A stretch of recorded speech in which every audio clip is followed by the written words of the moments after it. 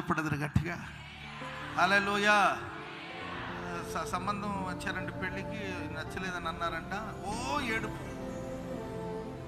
నాకు ఒక అమ్మాయి తెలిసి ఇక్కడ భయంకరంగా ఏడ్చింది. వచ్చింది, నాన్న దానికి ఎందుకు ఏడుస్తావురా, నిన్ను చేసుకోలేదంటే వాడు దురదృష్టుడు, ఏ పాపాత్ముడు అయ్యాడు. ఇలాంటి మంచి పిల్లని, మంచి ప్రార్థన పర్వాలను చేసుకోలేదంటే వాడు చేసుకో. కానీ మాట్లాడుకోవాలి, కానీ వాడు నన్ను రిజెక్ట్ చేశాడు, నేను నచ్చలేదంటే వచ్చారు, సమోసాలు తిన్నారు, టీలు తాగాను, సమోసాలు తిని టీలు తాగి లడ్లు తిని ఆ తర్వాత ఇంటికి వెళ్ళి చెప్తానని చెప్పి వెళ్ళి అదేదో అక్కడే చెప్పు సావచ్చు కదండి. నచ్చలేదంటే అక్కడే చెప్పు, ఇంటికి వెళ్ళి ఫోన్ చేస్తామని వెళ్తారు. వీళ్ళు ఇంటికి వెళ్ళిన తర్వాత ఫోన్ ఒకసారి చేయకపోయిన తర్వాత వీళ్ళే ఫోన్ చేస్తే ఆ అమ్మాయి కొంచెం పొట్టిగా ఉన్నట్టుందండి, ఈడేదో పెద్ద 6 అడుగులు ఆజానుభావుడు అయినట్టు. అర్థమైందండి. అమ్మాయి కొంచెం రంగు తగ్గినట్టు, ఈడేదో పెద్ద ఏంటంటే పాలరాతి చేయబడిన వాళ్ళగా చేస్తూ ఉంటారు. అట్లాంటి విషయాలు పెద్దగా ఫీల్ అవ్వాల్సిన, బట్ రిజెక్ట్ చేస్తే ఇంతకన్నా బెటర్ నీకు వస్తుంది చూస్తుంది. చప్పట్లు కొడదాం అందరు గట్టిగా.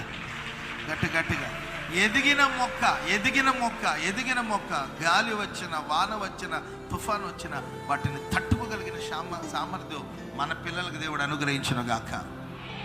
చూడండి, సిక్లగ్లో దావీదుకు వ్యతిరేకంగా అందరూ లేచి రాళ్ళు రువి చంపాలనుకున్నారండి. ఏడుపు వచ్చింది ఆయనకి, ఏడుపు వచ్చింది. ఏంట్రా మనోళ్ళైనా ఇట్లా మాట్లాడుతున్నారు, ఇలా ప్రవర్తిస్తూ ఏడుపు వచ్చిందండి. ఏడ్చాడు, కుటుంబాన్ని పోగొట్టుకుని మిక్కిలి దుఃఖపడ్డాడు, ఏడుపు వచ్చింది. ఆ తర్వాత ఏడుస్తూ కూర్చోడం కాదు దేవుని చిత్తం. ఏడ్చి ప్రలాపించి నువ్వు కోమాలకు వెళ్ళిపోవడం కాదు ఆయన చిత్తం.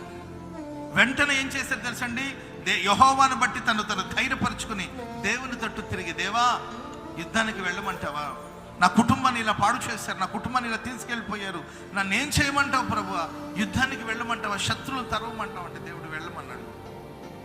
వెళ్ళాడండి. తను పోగొట్టుకున్న వాళ్ళందరూ తిరిగి దక్కించుకోవడం కాదండి, గొప్ప దోపుడు సొమ్ముతో సర్వసమ్ముడితో తిరిగి వచ్చాడు. స్తోత్రం చెప్పండి అందరు గట్టిగా.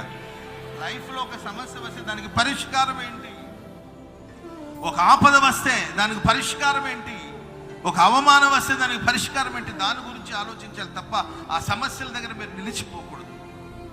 మొక్క ఎదిగిన